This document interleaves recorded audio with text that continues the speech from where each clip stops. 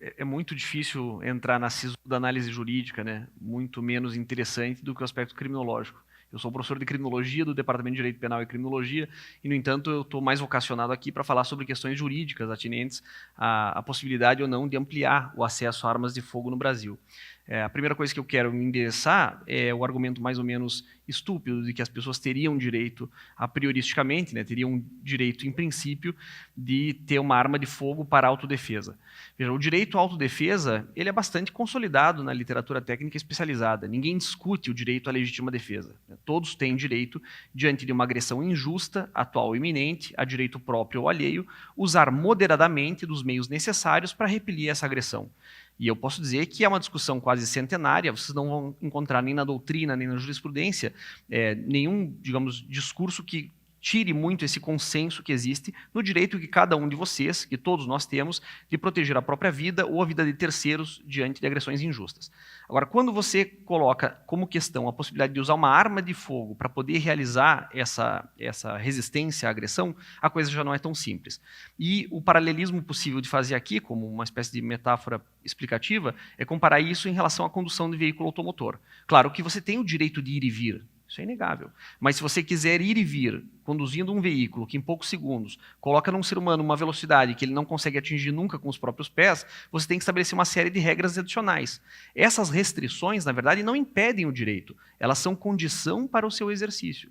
Então, se você quiser conduzir um veículo automotor, você vai ser obrigado, por definição, a fazer um teste de habilitação, que inclui um exame teórico, um exame prático, um exame psicológico, você vai estar sujeito a constante fiscalização, você está subordinado a regras do próprio comportamento que parecem não afetar terceiros, por exemplo, considerem a obrigatoriedade de usar cinto de segurança. Em tese, seria a minha vida e eu poderia dispor dela em relação a isso. Não. Considerando a repercussão colateral que isso tem, por exemplo, sobre o sistema de saúde, você é obrigado a usar a limitação do cinto de segurança mesmo que você esteja disposto a sacrificar a própria vida dentro de um veículo. Então, a forma de regulamentar o exercício de um direito, ou a obrigatoriedade, por exemplo, que você tem de pagar a taxa para usar uma rodovia que esteja pedagiada, que esteja subordinada à concessão pública para poder ter o seu uso, faz parte do conjunto de regras que viabilizam o direito de ir e vir dentro de um carro. Eu poderia também fazer uma analogia comparando isso ao uso de substâncias psicoativas, né, o uso de drogas.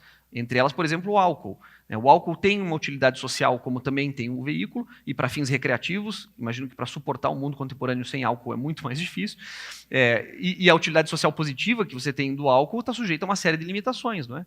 Você não pode vender para menores de 18 anos, o álcool tem que se submeter a controle sanitário, não pode ser vendido em qualquer lugar ou de qualquer forma, a dosagem alcoólica tem que ser corretamente mensurada. Então, essas restrições que se aplicam aos direitos que eu tenho de me drogar, né, por álcool ou outras substâncias psicoativas que são permitidas. A possibilidade que eu tenho de usar um veículo automotor está sujeita a essas restrições. Daí porque não parece lógico você afirmar que você tem esse direito, como se fosse uma imposição absoluta, eu tenho o direito à autodefesa utilizando arma de fogo, isso não faz muito sentido. Agora, dá para entender a tradição na qual isso se inscreve.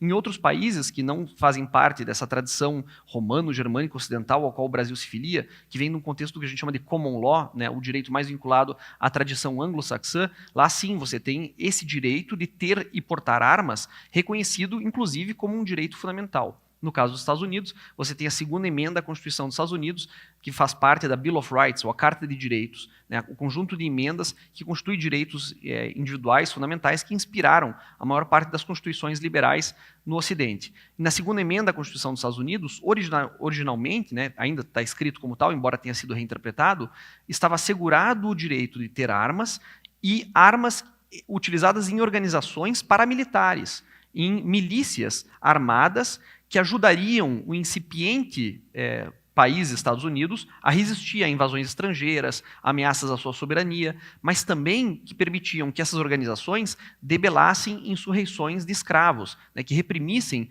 insurreições raciais. Então, o direito da segunda emenda, ele nasce com esse caráter não vinculado exatamente à autodefesa, mas ao que a gente chama de princípio da afirmação do direito. E esse é um princípio que tem um caráter autoritário, que vem pelo recrutamento involuntário do cidadão para participar da defesa da nação, ou da justiça, ou de causas dentro de organizações armadas, né?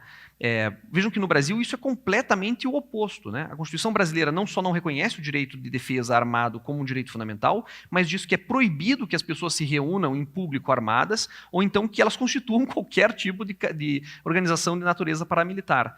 Então, vamos lá, nos Estados Unidos a reinterpretação disso foi resultar em 2008, que é o caso paradigmático que resolve isso na Suprema Corte, dizendo que já não era aceitável a ideia de milícias que servissem, digamos, ao exército dos Estados Unidos, que parece não precisar muito ajuda para realizar as suas intenções, mas que sim estava garantido o direito do cidadão de usar arma para sua defesa. Se nós, no Brasil, pensássemos que esse sentido original da segunda emenda está vinculado à resistência à tirania, nós chegaríamos à conclusão de que o principal público interessado em ter armas no Brasil é o público que é mais vitimizado pela agressão policial, pelo Estado. Então, isso atenderia classicamente ao chamado dos partidos comunistas, historicamente, de que o povo se arme, né? De que a periferia esteja armada para permitir a via revolucionária e resistir à arbitrariedade policial. Quer dizer, se o sentido original da segunda emenda fosse resgatado, os maiores interessados, em quem o Estado deveria estar preocupado em armar, são as pessoas que hoje são vítimas da arbitrariedade de um aparelho de poder organizado, seja pelas milícias ou mesmo pelo Estado, das pessoas que são destinatárias dessa repressão. A reinterpretação que diz que o sujeito tem o direito de ter arma para a defesa pessoal não implica a ausência de restrição desses direitos. Mesmo nos Estados Unidos, e aí a gente está falando de um país com 50 estados, com legislações estaduais muito, enfim, confusas ou convergentes, divergentes, quer dizer, a autonomia que os estados têm para fazer essa regulamentação é bastante variada, existe muita restrição nos Estados Unidos, a ideia de um controle federal das armas, né, uma regulamentação federal sobre isso, e mesmo com os episódios, né, de mass shootings, esses tiroteios em escolas, etc., mesmo com a calamidade que isso representa, vocês vão ver que a massa teórica dos estadunidenses não consegue avanços significativos na restrição do uso de armas. Você consegue limitar certos calibres, você consegue limitar certos acessórios, mas avançar nesse debate é muito difícil. O que deveria, eu acho, nos servir como sinal de alerta. Quando você amplia o acesso às armas, o movimento de retornar à normalidade disso é muito difícil, né? O custo político de regredir, digamos, no sentido positivo, a um controle possível das armas, vai ficar cada vez mais difícil. Então, isso caberia dizer em relação à tradição estadunidense, né? Mesmo quem quer se filiar a essa tradição deveria olhar com cuidado qual é a sua origem, qual foi o seu sentido e os aspectos raciais que estão por trás da flexibilização das armas nos Estados Unidos. Se você pegar a estatística geral de armas nos Estados Unidos, vocês vão ver que a maior parte dos proprietários de armas são homens brancos de classe média e classe alta. Enquanto isso, a maior parte das vítimas de armas de fogo são jovens negros da periferia. Quer dizer, no final das contas, quando você pensa em liberalizar as armas e coloca isso em questão, você não está falando tanto assim de flexibilizar o porte, né? Você está falando de legitimar a morte do outro, a morte de um outro indesejado que se coloca ali e você coloca um instrumento letal como condição para realizar isso de maneira mais fácil.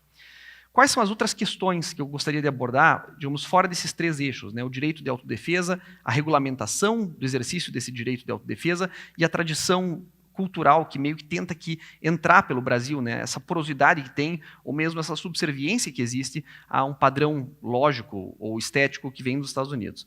São questões periféricas que nos fazem pensar problemas específicos do contexto sócio-histórico brasileiro se eu permitir um aumento do número de armas. Vocês se sentiriam mais seguros se tivéssemos pessoas armadas dentro desse auditório? De alguma maneira, portar armas influencia o comportamento de terceiros, ainda que de maneira involuntária. Se você está passeando pelo Ibirapuera e de repente você vê que alguém está armado, eu acho que seria uma reação natural você buscar seus filhos, sua família e sair daquele lugar. Então não é possível portar armas de maneira a não afetar o comportamento de terceiros. Então a utilidade que isso pode ter em relação aos demais, em que medida você confia que na pessoa que está ao seu lado, supondo que seja um desconhecido, né, de que as intenções dele com essa arma são as melhores possíveis e de que ele se inscreve no que ele entende como cidadão de bem a partir de um juízo idiosincrático, né, da própria personalidade. Se ele julga a própria moralidade e o destino que ele vai dar para aquela arma. Coisas que não são opinião e são certas, e aí o Bruno fez referência a alguns desses estudos, é que nós sabemos que o suicídio tem uma certa afetação pelo posse de arma. Mas no caso do suicídio juvenil, esse dado é assustador. Dá para dizer que a arma é um catalisador do suicídio juvenil. Isso naquilo que dá para dizer como pesquisa, né, enfim, bem calçada, que já está bastante, já foi referendada por vários estudos. Né. Em relação aos adultos, há uma interferência, mas em relação aos jovens é uma determinação muito forte. O que a gente também pode dizer, que é fato e que é seguro, é que quanto mais armas legais nós tivermos, mais armas ilegais nós também vamos ter. E aí, do ponto de vista dessa análise econômica, isso significa que cada vez que uma pessoa, um de vocês, compra uma arma lícita, você está colocando nela a tentação permanente do sobrepreço dessa arma no mercado ilícito. Se você paga R$400 numa arma lícita, o valor dela no mercado ilícito é muito superior, e você pode facilmente ocultar a venda disso com um boletim de ocorrência. Você vai lá e comunica que a tua arma foi subtraída, quando na verdade você vendeu isso. E considerando que a maior parte das armas ilícitas teve já uma origem lícita, você está ampliando muito a oferta que isso pode gerar. Outro aspecto que valeria a pena constar em relação à realidade brasileira é que nós somos marcados por situações de pouca educação, de pouca civilidade. Vejam no caso, por exemplo, do respeito às filas, ao uso de transporte público, as interações que nós temos no trânsito de São Paulo, em especial. Né? Quantos de nós vamos sair de casa e não vamos passar situações de desgosto, de conflito, de briga entre vizinhos, até disputas de trânsito ou por futebol? Quando você tem uma arma presente, você tem um elemento que pode rapidamente, no escalonamento dessa violência, resolver essa situação de maneira definitiva. O dado que nós temos hoje, de acordo com a pesquisa criminológica feita pela National Task Force nos Estados Unidos, dedicada a estudar essa questão, é a seguinte. É evidente que nós vamos ter situações de conflito que vão terminar em violência. Mas se, ao invés de usar uma faca, eu uso uma arma de fogo, o risco de produzir a morte é 5 vezes maior. Então, a não disponibilidade de uma arma, isso é para rebater o argumento de que as armas não matam as pessoas, quem matam são as pessoas. Claro, tudo bem, são as pessoas que matam, só que a arma de fogo que permite uma reação a uma distância superior a uma faca, que permite um elemento surpresa muito maior e que permite um contato corporal muito menor, indicam que se você utilizasse uma faca para realizar o mesmo tipo de violência, digamos, num contexto de violência doméstica, ao invés de uma arma de fogo, a arma de fogo tem 5 vezes mais chance de produzir a morte. E das mortes que são produzidas por armas lícitas nos Estados Unidos, 71% das vítimas são pessoas que você conhece, ama ou respeita. Ou seja, o círculo de pessoas que acabam sendo mortas por armas que foram legalmente comercializadas são membros da família, amigos e conhecidos. Você pensa isso que significa quando você tem uma arma, né? Essa arma aqui tem 71% de chance de se matar alguém, matar uma pessoa, que eu posso ter um altercado, posso ter uma disputa, posso ter uma briga, mas que no final das contas faz parte das minhas relações sociais, de convívio, de amizade, etc. E considerando que desses casos ainda praticados com armas lícitas, 4 de cada 5 envolvem questões afetivas, né? Questões amor, dinheiro ou brigas domésticas, brigas por coisas pequenas. Quer dizer, os motivos que levam ao uso de arma de fogo dentro da residência estão longe de serem prioritariamente vinculados à proteção individual.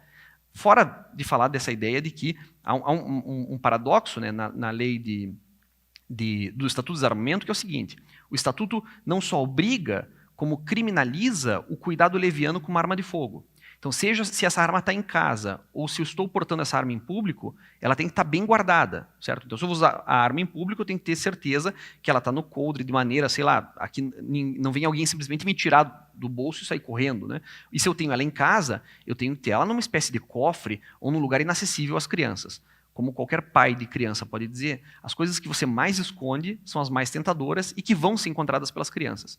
Só que aí o paradoxo está que você tem que ter uma arma em casa, né, se você quer ter essa arma para proteção, dentro de um lugar muito, muito seguro. Ao mesmo tempo, você quer usar essa arma rapidamente como reação no caso de alguém entrar na sua casa. Como que você vai fazer isso? Imagina um momento de tensão, você tentando abrir o cofre, supondo que era para municiar a arma, para descer, né, com a tranquilidade para poder, né, repelir a agressão injusta atual e iminente. O que acontece na prática? Na prática existe um semi-controle. Essa arma fica num local muito alto, né, que as crianças acessam com facilidade, ou fica naquelas gavetas com a chave ou com a chave muito próxima. Então existe um controle, mas esse controle não se realiza. E na prática você vai ter mais crianças e jovens com armas de fogo, e isso são situações de risco por definição. Por fim, né, eu queria encerrar essa questão tentando trazer a ideia de racionalidade do debate público sobre segurança a partir da pesquisa criminológica e das limitações que podem ter em relação à legalidade ou à Constituição. Você não faz política pública de segurança a partir de chavão, né, a partir de casos dramáticos. Você não faz política pública a partir desse apelo da insegurança. A insegurança é um sentimento que você pode ter. Embora as taxas de homicídio no Brasil estejam em declínio, você não sabe dizer se as pessoas se sentem mais ou menos inseguras hoje. A insegurança não é determinada pela insegurança real que você deve ou não sentir, de acordo com o risco que você tem à vida. Nós temos defendido por muito tempo, né, a ideia de uma lei de responsabilidade político-criminal no país, que transcenda a questão partidária. Se você quer mudar as leis por decreto, se você quer flexibilizar leis penais, aumentar o número de crimes ou o número de penas, o mínimo que a gente exige da classe política são estudos criminológicos importantes que possam fazer uma projeção possível de resultado. Quanto vai custar essa incriminação? Onde vão ficar esses presos num sistema já superlotado? Quer dizer, como é que a gente vai administrar mudanças em leis penais quando a gente tem quase 2.000 crimes definidos em lei penal, quando a gente tem uma superlotação carcerária que não se administra, quando os nossos policiais, que são também classe trabalhadora, estão vivendo em situações de estresse, enfim, que eles não conseguem administrar, e que a gente possa ficar mudando, sabe, por decreto, por opinião, por voluntarismo, as leis penais, sem medir as consequências. Para encerrar, política criminal, que é a consequência de pesquisa criminológica, não é uma ciência marcada pelo acerto, é uma ciência marcada pelo erro. Geralmente o que a gente sabe é as coisas que dão errado em matéria de política criminal. Por exemplo, a gente sabe que prender não resolve o problema do crime, né? Já são aí 150 anos de fracasso consumado e repetido. Se prender não adianta, a gente deveria buscar alternativas. Eu não posso prever, não é possível, né, dar com certeza, como o Bruno falou, por conta das inúmeras variações num caso criminal, antecipar com certeza qual vai ser o resultado no Brasil se a gente flexibilizar a possibilidade de portar armas. Mas existem indicadores que nos dão um certo sentido de projeção. A nossa função, né, como, digamos, professores, acadêmicos vinculados à universidade, não é expressar certeza do que a gente não tem certeza, mas colocar em vocês a responsabilidade e a importância que a universidade pública, em especial, tem de atender ao interesse público universal, de informar ao máximo possível a classe política para não fazer as coisas como tem feito normalmente. Era isso. Obrigado.